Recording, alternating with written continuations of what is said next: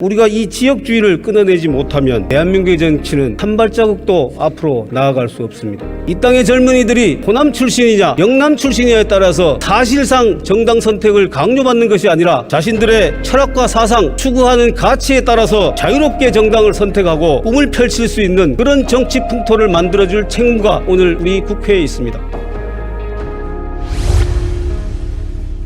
존경하는 국민 여러분, 김영주 전원위원회 위원장님과 선배 동료 의원 여러분, 경북 영주영양봉화울진의 박형수 의원입니다. 헌정사상 최초로 선거제도 개혁을 논의하는 전원위원회가 오늘로서 사흘째를 맞이했습니다. 그동안 많은 의원님들께서 우리 정치의 문제점과 현행 선거제도의 문제점에 대해서 좋은 말씀과 훌륭한 제안을 해주셨습니다. 국민 여러분, 동료 의원 여러분, 우리 정치 발전을 가로막는 가장 큰 장애물이 무엇이라고 생각하십니까? 물론 여러 가지가 있겠지만 그중 하나는 분명히 지역주의라는 사실, 이 사실에는 모두가 동의하실 것입니다. 오늘 우리가 이 지역주의를 끊어내지 못하면 대한민국의 정치는 한 발자국도 앞으로 나아갈 수 없습니다. 오늘 우리가 이 지역주의를 단절시키지 못한다면 우리의 젊은이들은 자유로운 정당 선택의 자유를 빼앗기게 될 것입니다.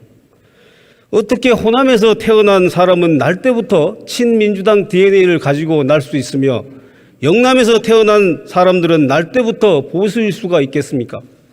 모두가 지역주의 정치 구조에 따라 자신도 모르게 정당 선택을 사실상 강요받은 결과입니다. 과거 노무현 대통령은 국회의원 선거와 시장 선거를 부산에서 출마함으로써 지역주의에 온몸으로 맞섰습니다. 이명박 대통령 역시 소선거구제에 대해 이런 선거구제를 갖고는 동서화합을 이룰 수 없다고 했으며 윤석열 대통령 또한 중대선거구제 도입 필요성에 대해 언급했습니다. 이처럼 지역주의 타파는 지난 수십 년간 우리 대한민국 정치개혁의 커다란 화두였습니다. 우리 21대 국회가 이번 전원위원회를 통하여 지난 수십 년간 정치권의 염원이었던 선거제도 개혁을 이루어내는 역사적 쾌거를 이룰 수 있게 되기를 희망합니다. 저는 우리가 이 전원위원회를 통해 실질적인 합의를 이루어내기 위해서는 정개특위에서 제안된 3가지 안을 중심으로 논의의 범위를 좁혀가야 한다고 생각합니다. 그래서 저는 이 3가지 방안에 대해서 구체적인 의견을 말씀드리겠습니다. 먼저 개방명구식 대선거구제는 지역주의 완화 등의 장점은 있지만은 선거구가 지나치게 넓다 보니 지역 대표성이 떨어지게 되고 선거 비용 또한 엄청나게 들게 됩니다. 또 이 제도는 인지도가 높은 유명인이나 중진 정치인에게 유리하게 작용하게 되어 정치 신인이 국회에 진입할 수 없게 되는 이러한 단점이 있어서 저는 채택하기 어렵다고 생각합니다. 두 번째, 소선거구제와 권역별 준연동형 비례대표제를 결합하는 방식은 승자 독식으로 사표가 대량으로 발생하게 됩니다. 또 한 표라도 더 얻기 위해서 투쟁과 대결 일변도의 정치를 일관하게 되어 대화와 타협의 정치가 실종됩니다. 지역주의를 지속 가능하게 만드는 구조가 바로 소선거구제이기 때문에 저는 찬성하기 어렵습니다.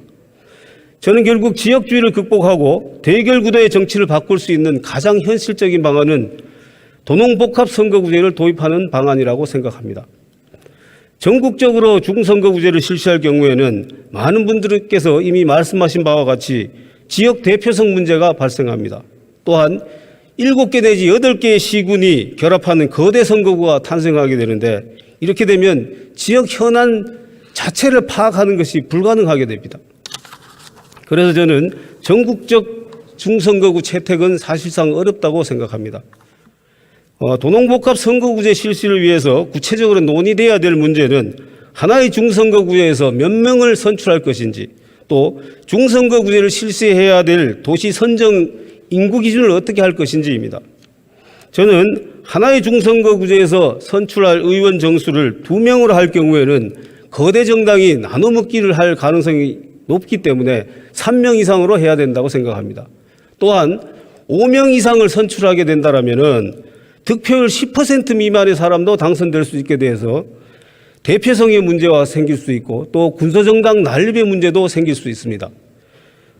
또 중선거구제를 적용할 도시선정 기준을 어떻게 할 것인가는 소선거구제의 폐단을 극복하기 위해서는 가능한 한 많이 적용하면 좋겠지만은 조금 전 말씀드린 바와 같이 한 선거구에서 3명 이상을 선출하기 위해서는 최소한 인구수는 50만 이상의 도시가 해당되어야 될 것 같습니다. 다음으로 비례대표제 개선 방안에 대해서 말씀드리겠습니다. 현재 전국 단위 폐쇄형 비례대표제는 밀실공천 등으로 많은 국민들로부터 비판을 받고 있습니다.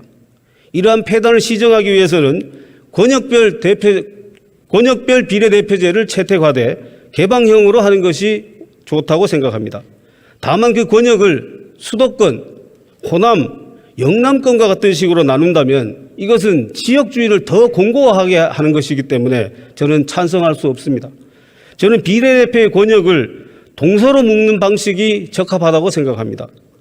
수도권인 서울, 경기, 인천을 하나로, 그다음 충청과 강원을 하나로, 경북과 전라북도를 하나로, 경남과 호남, 제주도를 하나로 하는 그런 권역을 제안합니다. 이렇게 선거구를 획정하게 되면은 특정 정당이나 후보자가 5.18을 폄훼하거나 또는 영남 사람들을 수구 꼴통이라고 이렇게 비판하는 이 발언 자체가 불가능하게 될 것입니다. 그래서 각 정당 역시 화합적이고 중도적인 임무를 공천할 수밖에 없게 될 것입니다. 존경하는 국민 여러분, 선배 동료 의원 여러분, 1963년 8월 마틴 루터 킹 목사는 나에게 꿈이 있습니다라는 연설을 했습니다. 킹 목사의 여러 가지 꿈 중에 하나는 이렇습니다. 나는 나의 4명의 자녀들이 그들의 피부색이 아닌 그들의 성품으로 평가받는 그날을 꿈꾸고 있습니다 라고 연설했습니다.